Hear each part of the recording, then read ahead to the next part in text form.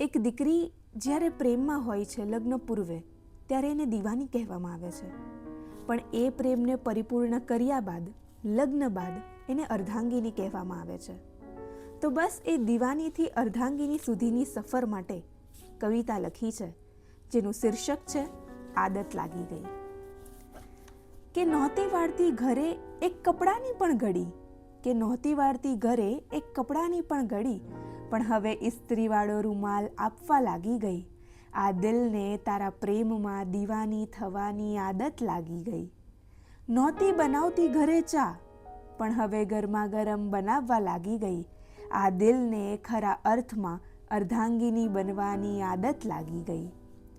નહોતી ઉઠાવતી ઘરે એક ચમચી, પણ હવે બારીકાઈથી ગૃહનું કામ કરવા લાગી ગઈ. આ દિલને પરિપક્વ ગૃહિણી બનવાની આદત લાગી ગઈ. નહોતી કરતી પ્રભુ દર્શન, પણ હવે બંનેને પ્રભુમય બનાવવા લાગી ગઈ. આ દિલને તારા પ્રેમમાં સહધર્મચારિણી બનવાની આદત લાગી ગઈ.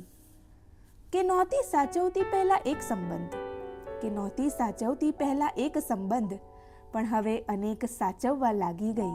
આ દિલને તારી જિંદગીની કહાનીમાં જીવનસાથી બનવાની આદત લાગી ગઈ.